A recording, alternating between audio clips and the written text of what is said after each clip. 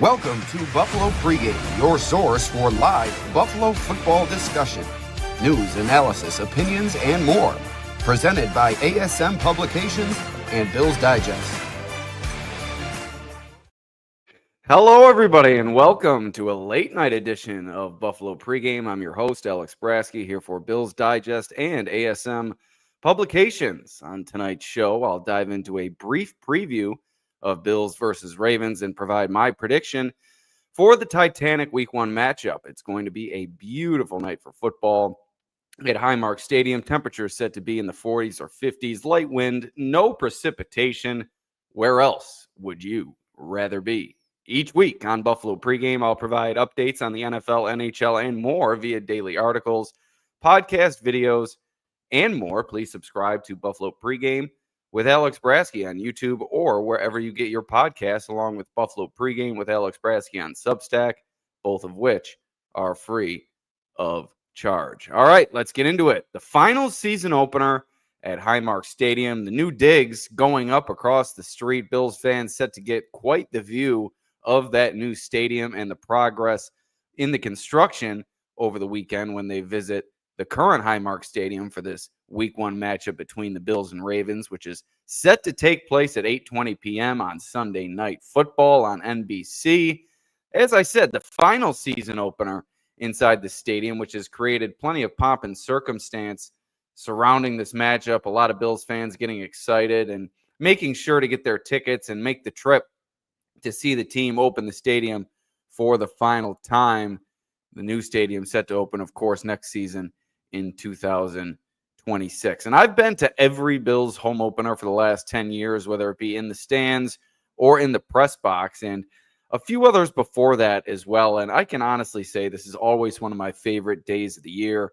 Christmas and Thanksgiving are my two favorite holidays, but I think if they should do this, if they made the NFL opening day a national holiday, I think it would surpass both of them in terms of importance for me. Just the sights, the sounds, the smells of a Bills game day become etched in your mind and your senses over the years. And sitting right here, I can feel the game day excitement and energy that I'm set to take in tomorrow afternoon and evening around Highmark Stadium in Orchard Park. Excited that I'll be back in the stands amongst the Mafia, back in my rightful place this year, where I began as a fan all those years ago. And like I said, to feel that energy in the press box, it can get a little bit stuffy and not as much excitement up there. There are plenty of perks in the press box, don't get me wrong, and I do miss my days covering the Bills on site. But at the same time, it's exciting to view the game through a different lens this season. And I feel like I've learned a lot as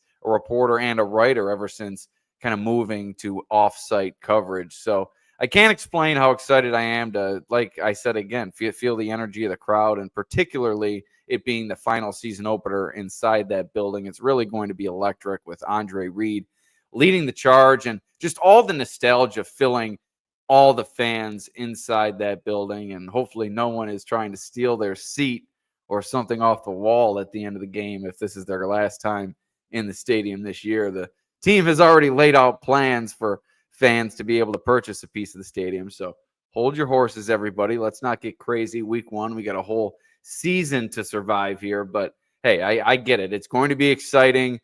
It's really going to bring out the best, I think, in Bills Mafia tomorrow, the final season opener, inside the current Highmark Stadium. But let's get into some of the nitty-gritty of this preview, the injury report first and foremost. And for the Bills, they're going to be without Tyler Bass at kicker for at least the first 4 weeks of the regular season, and that will bring Matt Prater, the 41-year-old, into the fold. He will be the oldest player ever to play for the Bills on Sunday. He was elevated from the practice squad on Saturday, and that created an interesting situation we'll discuss a little bit later. But also, Tre'Davious White doubtful for this game. Those are the two players with injury designations for the Buffalo Bills. Tyler Bass out, Trey White doubtful. And under Sean McDermott, no player has ever played after being listed as doubtful entering a game, that per Kyle Trimble of Banged Up Bills. So it's likely going to be rookie Dorian Strong or Jamarcus Ingram filling that starting role opposite Christian Benford. Dane Jackson, who I thought had a chance to fill that starting role, was not elevated from the practice squad on Saturday by 4 p.m., so the roster is set at 52 players, interestingly enough, and we'll discuss that later. But it was Prater and Kendrick Green getting the call-ups from the practice squad.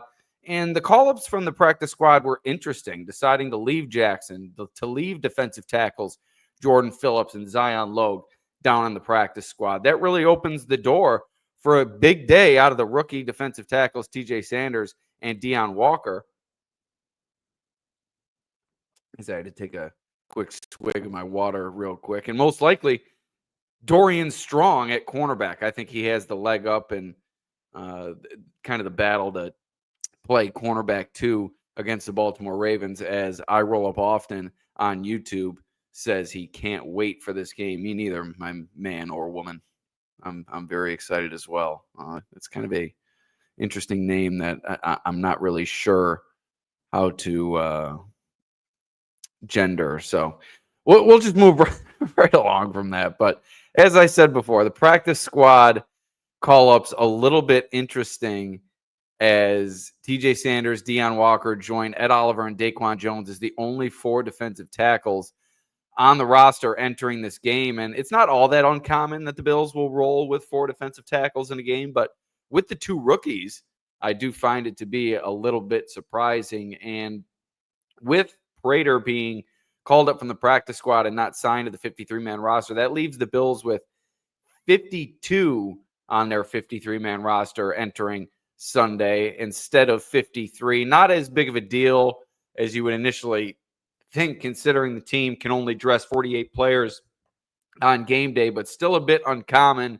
And it really came down to the money. If they were to sign Matt Prater to the 53-man roster in week 1, that would guarantee his salary for the season. So waiting on that and possibly signing Prater to the roster in week 2 will benefit the Bills financially. As I said before, vested veterans signed to the week 1 roster have their salaries guaranteed. So I would imagine Prater is going to be signed to the 53-man roster in the near future. He only has 3 practice squad elevations that the Bills are permitted to use on him before they do have to sign him to the 53-man roster. And Bass is set to return after week 4. So that would lead you to believe that at some point Prater will be on the roster, but they chose to wait on that due to those financial circumstances. And beyond Tyler Bass and Tre'Davious White, everybody else on the Bills roster, including Keon Coleman and Christian Benford, good to go for Sunday's game. Coleman and Benford were dealing with groin soreness early in the week. Coleman was limited 2 days. I think Benford limited 1 day, but both are set to go and set to start for the Bills in this game. And those are 2 key players for the Bills, considering Tre'Davious White is already out at the cornerback position and considering how much Keon Coleman has come along quickly throughout this offseason and really become a focal point of this offense seemingly entering the regular year. I think it's key to have both of those players in tow for the Bills. And we have Ariel LaGrande once again chiming in for another episode. Cole Bishop or Hancock? It's going to be Cole Bishop at safety, and we'll get to him a little bit later in the episode. And I Roll Up Often, he, him. Okay, we know the gender of I Roll Up Often. Glad we got to the bottom of that. And I actually suspect that one of our tight ends, Knox or Kincaid, to have a lights out game. That's from Carl Knight on YouTube. Yeah, I think you're spot on with Kincaid. Along with Coleman, Kincaid has also become, not that he wasn't before, he's reconfirmed the fact that he's a focal point within this offense throughout training camp in the preseason. I think he's had a really successful preseason, but a little bit more quietly than Keon Coleman. Coleman was all over social media, making all the catches, being really at the top of the list of all the reports coming out of training camp. But Dalton Kincaid really came on strong during the offseason program, built on it during training camp. Didn't see him much during the preseason, so I'm expecting a big season from Dalton Kincaid this year. And Face of Bear on YouTube, Bishop needs every rep against a team like this. And the one thing, and we'll you know what? We're going to wait on Bishop. I'll bring this up a little bit later. Let's get to the Ravens injuries. The Ravens are without tight end Isaiah Likely, a foot injury that required surgery. He is back around the practice field, but hasn't progressed enough to return to play. And Patrick Ricard has not practiced in quite some time with a calf injury. He will be out as well, as expected. No surprises there. Looks like cornerback Jair Alexander, who returned to practice this week, looks like he'll play against the Bills on Sunday. Baltimore elevated tight end Zaire Mitchell-Payton from the practice squad leading into Sunday's game. So, as discussed before, likely hurt the Bills in the divisional round matchup and made a big play in the Week 4 matchup last year as well. Led the Ravens in receiving and scored a touchdown in that divisional round win.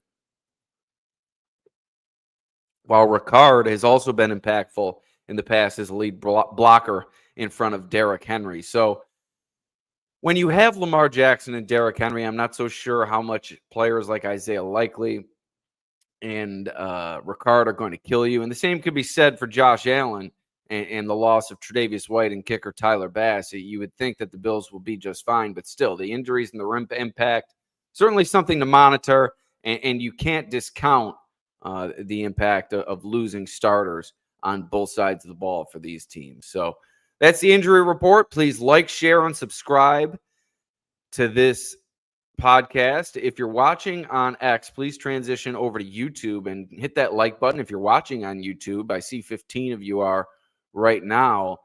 Go and hit that like button for me and hit that subscribe button as well. Share this with your friends. It would do us a big service here on Buffalo Pregame. And feel free to share your comments as well. We've gotten to several of them already. We'll get to a few more as we continue to go here. But more on this game. The Bills opened as 1.5-point favorites, now a 1.5-point underdog per FanDuel. It will be the first time since the 2020 season finale against the Dolphins that the Bills will be home dogs if that spread holds up into tomorrow.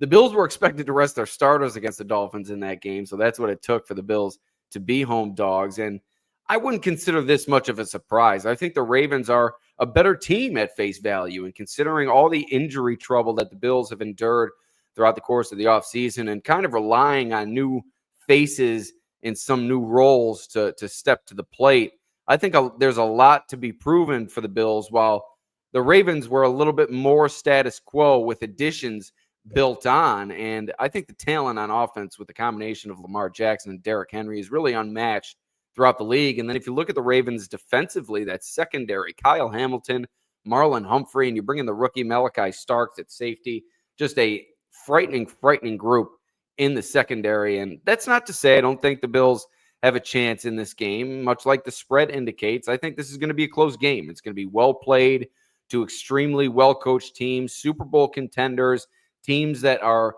no strangers to big games. And I really think it's going to be well played. And in my preseason predictions for Bills Digest, I picked the Ravens to win it all, but I think the Bills are going to be right there with Baltimore throughout the course of the season. And I really think it's going to be one of these two teams coming out of the AFC when it's all said and done. I picked the Ravens, but if there's another team I think that could possibly come out of the AFC this year, it is, in fact, your Buffalo Bills. If Buffalo can get on the right foot with a win this week, they'll be in the driver's seat in the AFC, and that will likely be for the foreseeable future, because with their schedule coming up, if they win this game, likely their toughest game over the course of the first half of the season, that's really going to set them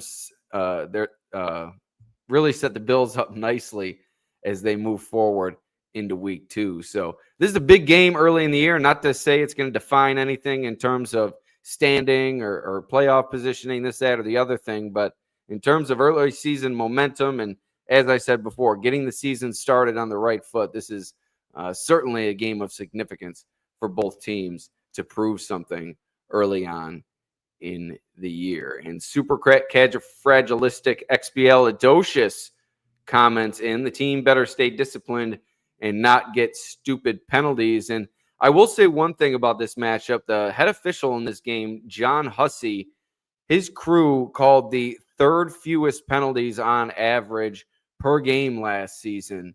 So if that says anything, it looks like Hussey's going to let the boys play. And the Ravens were, I think, the third most penalized team in the league last year. So who's to say that doesn't benefit Baltimore a little bit more in this game? I think the Bills had the 11th most penalties in the league, so a little bit more middle of the road. So this should be a not only well-played game, but history tells us a smoothly officiated game. Hopefully not that many flags thrown by John Hussey and crew in this one. But let's dive into the coaching matchup. John Harbaugh and Sean McDermott, two of the top head coaches in the league. McDermott's career winning percentage, 64.1%.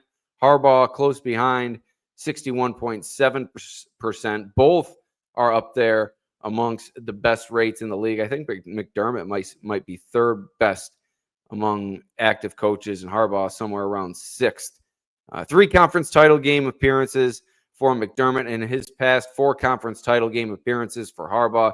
Also has a Super Bowl title to his record. Harbaugh is 3-1 against McDermott since McDermott took over the Bills in 2017. And not only do we have one of the best quarterback matchups on hand this weekend, it's also one of the best coaching matchups for week 1 and, in fact, the entire season as well. And let's jump into that aforementioned quarterback battle. Like McDermott and Harbaugh, Josh Allen like McDermott with Harbaugh, as Mike Shapansky chimes in, nervous AF.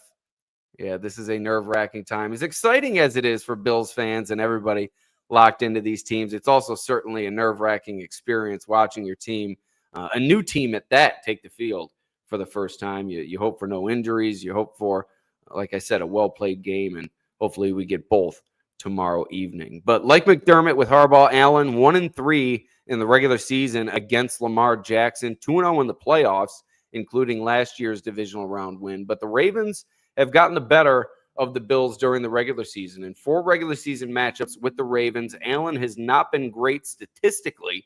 He's completed just 48.74% of his passes in those games. He's thrown for just 2 touchdowns and been sacked 13 times. If you look at his stats beyond 2020, which is really when Allen started to come into his own as a quarterback, his stats are a little bit better against Baltimore, but still not great. Didn't do much in the 2 matchups last year, which could be by design. The Ravens secondary is so good that the Bills really tried to establish the run in both games. Fell behind early in that first game. The second game, we're really able to ride James Cook for some good yardage in that divisional round win. So look for the Bills to establish the run early in this game, try to gain the early lead, and really ride the defensive takeaway percentage as they did in that divisional round win last season. But as far as Lamar Jackson against the Bills in the 4 regular season meetings between Baltimore and Buffalo during Jackson's career, he's completed 65.7% of his passes, 6 touchdowns, and he's only been sacked 5 times. So much more success for Lamar Jackson against the Bills defense than for Josh Allen against the Ravens defense. And the Ravens offense put up over 400 yards of offense in that divisional round game that they lost to the Bills last year, and they dominated that regular season matchup weeks before. Turnovers for the Bills, as I mentioned previously, were really the difference in that postseason matchup. But if the Ravens can limit the turnovers, history tells us that they're going to be able to move the ball against the Bills offense. And like I said, I'm not so sure how much you can rely on turnovers from a game-to-game basis. The Bills have been able to carry them over from year to year, but to expect that against such a talented team in the Ravens time after time, I think that's a lot to expect for the Bills in this one. When it comes to Derrick Henry and the Ravens running game, they will be without Patrick Ricard, the fullback in this game, and I think that's a big deal. We pointed out some statistics earlier in the week, I believe. Eric Turner of Cover One explaining how critical Ricard is on lead plays in that Ravens running game. But still, you have Derrick Henry. That Ravens offensive line is adequate enough. I think they're going to be able to make a little bit of hay in the running game. But with that said, Matt Milano becomes increasingly critical in a matchup like this. Not only do you need him to potentially spy the quarterback and limit Lamar Jackson's ability to run, you also need to have him quickly pursue Derrick Henry, quick to the ball, get a hat on the ball and not only one hat to the ball, but you really have to rally to the football in this situation. But I think it's all going to start with Milano and his ability to diagnose this Ravens offense.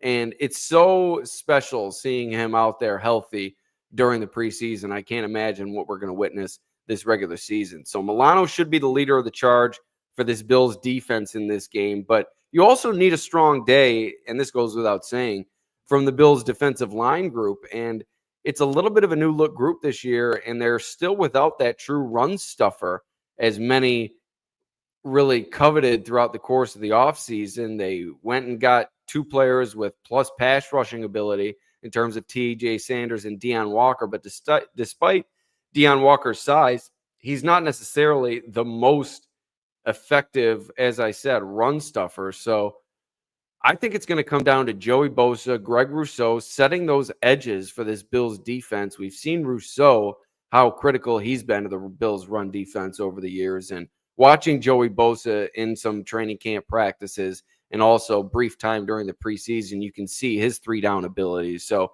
I think it's going to start with those two on this outside, feeding everything back into the middle, and then Matt Milano kind of leading the charge, and Terrell Bernard also, and the other bodies inside helping clean things up with a big body in Derrick Henry. And Ariel LaGrande chimes back in. The Chiefs already have a loss. If you give the Ravens an early L, and with your favorable schedule, could already be in the driver's seat for number one after tomorrow. Yeah, for sure. This is as big of a week one game as you're going to get. You can't decide anything in week one, but you could certainly take a step toward losing something in week one. So it's all about staying healthy and staying on track in this game, and at the very least being competitive. But boy, what a win would mean for you being the Bills in this one. So before we move on to the Cole Bishop question that we got earlier, once again, please like, share, and subscribe to this episode. Go to the YouTube app, open it up, hit that like button, subscribe to the channel, Buffalo Pregame with Alex Brasky. You can comment on YouTube. That's typically the best way to view each episode. You can do so on your smart TVs, on your computer, on your phone, really any device that you have. And it's much more user-friendly in terms of the commenting. And I think everything pops up a little bit better when you view on YouTube. So please like, share, subscribe. Buffalo Pregame with Alex Brasky on YouTube. Hit that like button right away. But we did have an earlier comment from Face of Bear. Bishop needs every rep against a team like this. And the thing that Bishop does have going for him in this game, he has some experience against this team. He played against the Ravens twice last year. Taylor Rapp exited the Week 4 game early, exited the divisional round game early, and Cole Bishop came in to play alongside Damar Hamlin. So there was some hot and cold moments from Bishop in those two games, but at the same time, he's had time on task against a very difficult offense to defend against. So I think that's only going to play in his favor. And he had trouble locking down the safety role the past 2 years. Injuries played a role in slowing his progress, but he's now been given the reins. Sean McDermott really confirmed as much in his press availability earlier this week. So Bishop needs to prove himself still worthy of that starting role moving forward. Otherwise, it could be a short leash. Damar Hamlin is waiting in the wings, an experienced player, has plenty of starts under his belt in this league. So if Bishop stumbles, I think Buffalo could be quick to pull the trigger on replacing the second round pick. So Bishop's going to have a good game here to really set the tone for his season and burst out of the gates strong here for the Bills after kind of stumbling through the preseason and training camp. Something else to watch in this game is really how is the Bills passing game going to look with the new look receiving core that they have. Keon Coleman, good to go after a groin injury hampered him a little bit during practice earlier this week. And Ariel LaGrande, once again, they overhyped Keon's offseason too much. Now, even if he takes a slight jump, people will be disappointed unless he's lights out. I think 60 receptions, 700 yards, 8-9 touchdowns. I think that's a big year for Keon Coleman. I don't think you'll see anybody sneezing at that.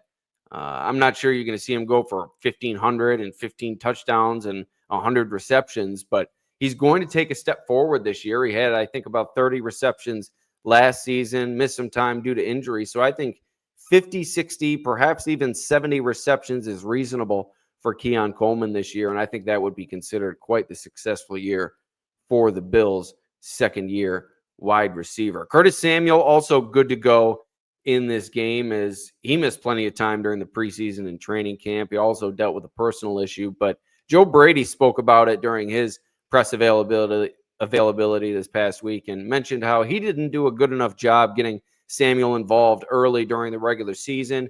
You saw it come along a little bit down the stretch of the year into the playoffs, but I think Brady would like to see Curtis Samuel involved in this offense, but in my opinion, it's going to be a little bit less of everybody eats than it was a year ago, just based on what I saw during training camp, what I saw during the preseason. I think Joshua Palmer is going to play a big role along with Coleman and Khalil Shakir, who will be back from a high ankle sprain in this game.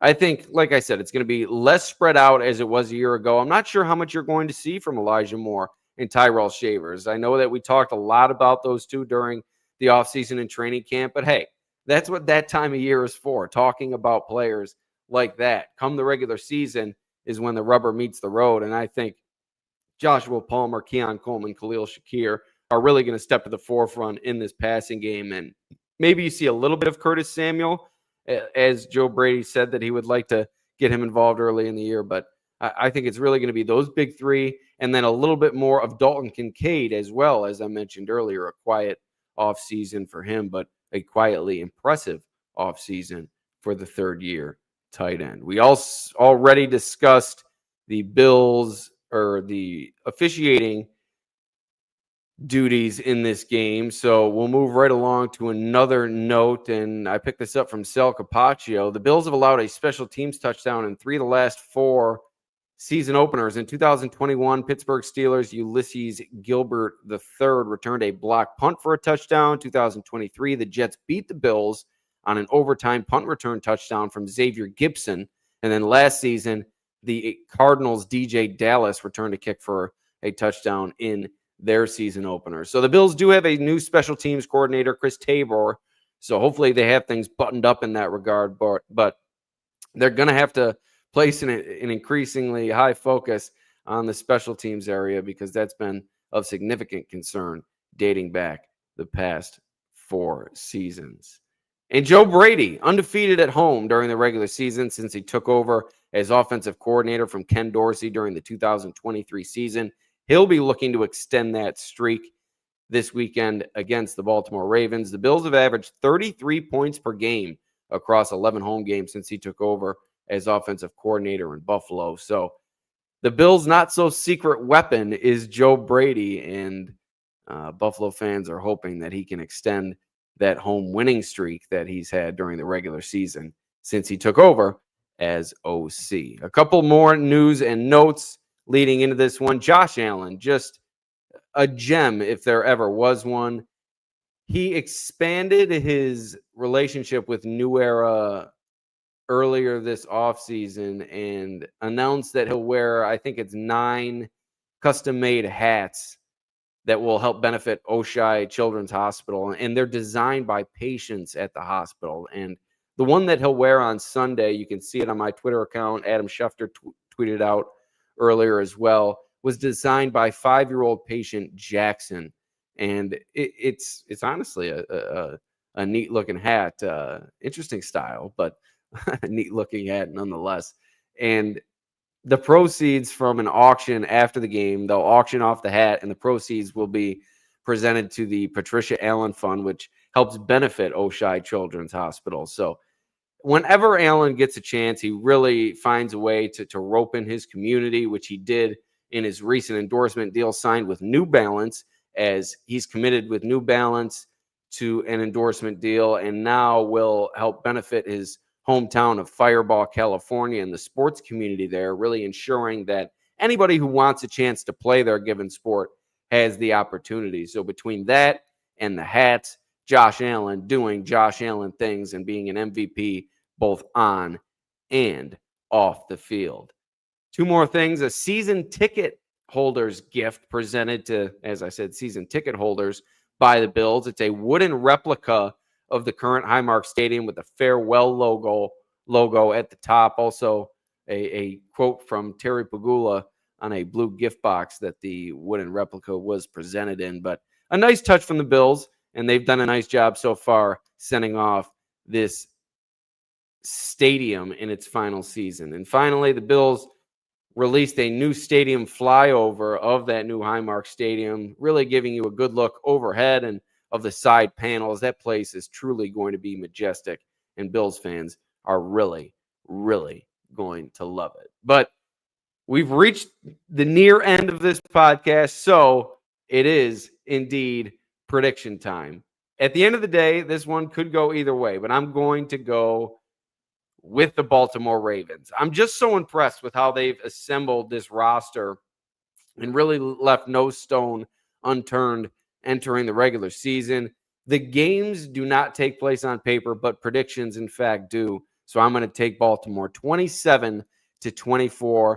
Give me Lamar Jackson to have a big day, turnover-free. Derrick Henry, a modest day for his standards, maybe 70 yards and a touchdown. I think Lamar will go for 250 and 2 touchdowns, and the Ravens are going to get the win and keep their regular season hot streak against the Bills alive in this one. That doesn't mean that things couldn't work out differently. Like I said, this is going to be a very, very close game. I think it's going to come down to the wire, maybe a field goal on Baltimore's part. So I'm going to go with the Ravens in this one, 27-24.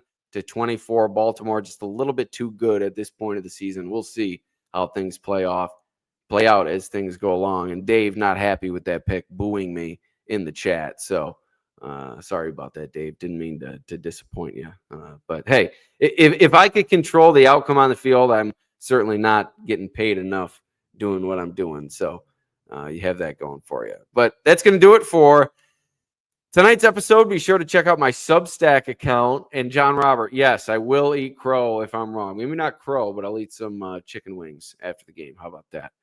Be sure to check out my Substack account, Buffalo Pregame with Alex Brasky, for my pregame 5 takes and expanded prediction on Bills versus Ravens, while also following my work at Buffalo Bills on SI.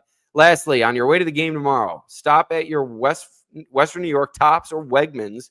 You got to pick up some last-minute tailgate items. Also, pick up a copy of Bills Digest, which is officially transitioned back to Shout Magazine, which it was named during the Super Bowl years in the 90s. I kind of teased a special surprise for some OG subscribers dating back to those years, and the owners at Bills Digest made the decision entering this year, it being such a huge year, a lot of expectations, high ones surrounding the Bills. They wanted to go back to Shout Magazine, bring back some of the good juju that they created back then during the Super Bowl years, hoping to bring it back and help guide the Bills to a Super Bowl win. But pick up Bills Digest, follow Buffalo Pregame with Alex Brasky on YouTube and Substack, and also follow my work at Buffalo Bills on SI. That's going to do it. Thank you for joining me, and we'll see you tomorrow. Let's go, Bills.